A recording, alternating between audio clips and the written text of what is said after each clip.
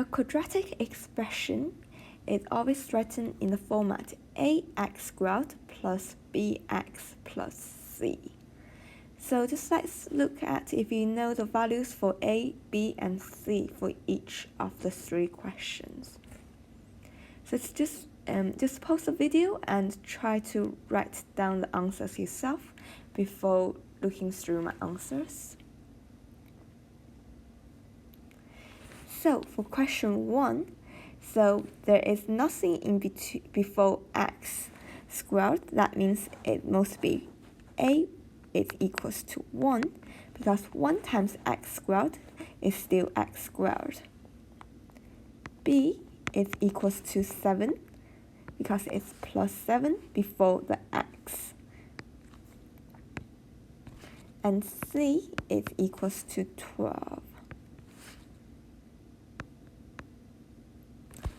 For question 2, we have x squared minus 16. So for A is the number before x squared. So as there is nothing written, so it must be 1, because 1 multiplied by anything is still x squared. So B is the number written in front of x. We have no x here, therefore B must be 0, because 0 multiplied by anything is 0. And C is the last term. So remember, the sign before C is also important, so it's minus 16. And the last one, so A is the number before x squared, so it's our x squared coefficient. So A is equals to 3. B is equals to minus 3, because it's coefficient before x. And C is the last term, it's minus 6. Make sure you have those examples copied down in your books. So today's topic is about factorization. So let's look how to factorize a quadratic expression. So the first type of questions is when a equals to 1. So just let's write this out. So remember, we have our expression always look like ax squared plus bx plus c.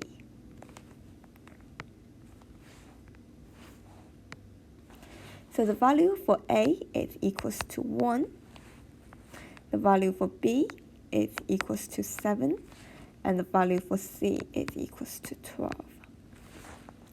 So step 1, when a is equals to 1, we always start with double bracket because we know it's a quadratic. And we put x as the first term in each bracket, because x multiplied by x will always give us x squared. Step 2, write down the factor pairs of c. As we know, c is equals to 12, so let's write down the factor pairs for 12. So factor pairs means two numbers multiplied together to give you 12. So we could have 1 and 12, 2 and 6, 3 and 4. So those numbers multiplied together will give you 12.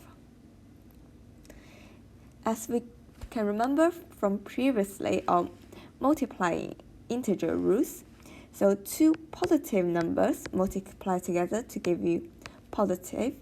Two negatives multiply together always also give you a positive. Therefore, the two numbers multiplied together to give you 12 could also be minus 1, minus 12, minus 2, minus 6, minus 3, and minus 4. So we got all the pairs of numbers that multiply together give you positive 12. So step 3, which factor pair from step 2 can be added together to give you sum that equals to b? So we want to add them together. So 1 plus 12 is equals to 13, and that doesn't give you 7, so that's not the right answer. So we try the next one. 2 plus 6 is equals to 8. Again, we want 7, so again, that's not the pair we want.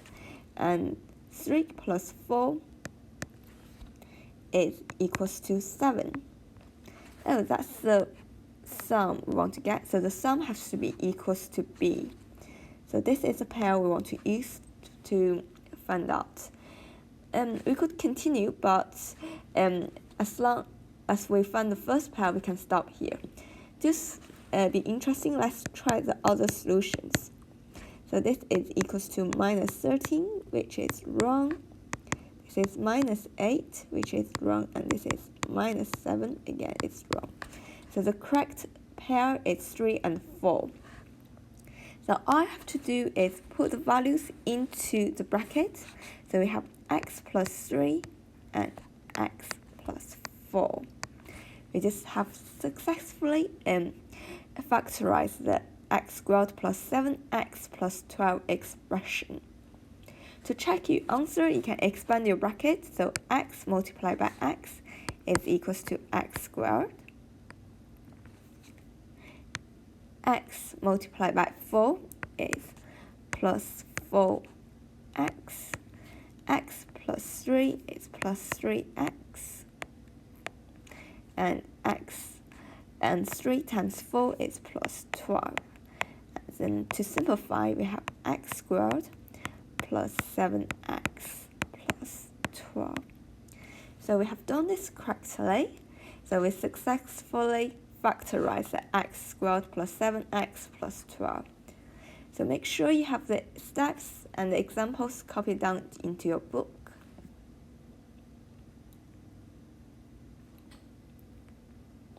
I just want to go through another example quickly if you're not too sure.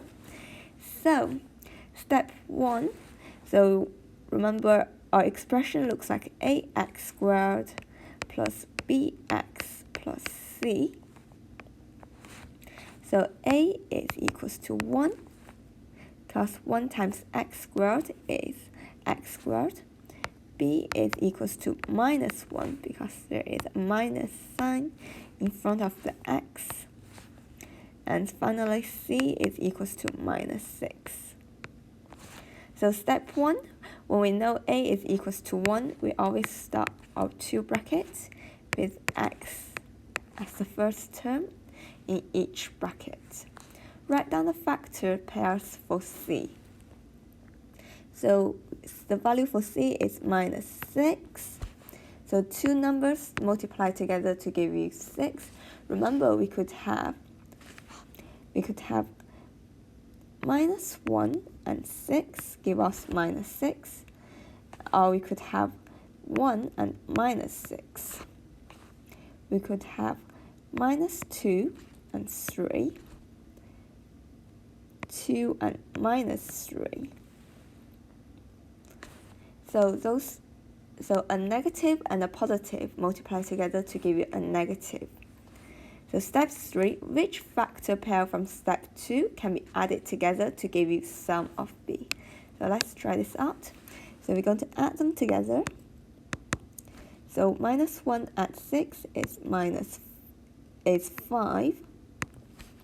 And that is not the right answer. 1 plus minus 6 is minus 5. Again, it's not right. Minus 2 plus 3 is equals to 1. Again, this is wrong. And the last one, 2 plus minus 3 is equals to minus 1. So that's the correct pair we want. So we're going to substitute the values into the bracket. So our final answer is x plus 2 and x minus 3. Make sure you have all the examples copied down into your books.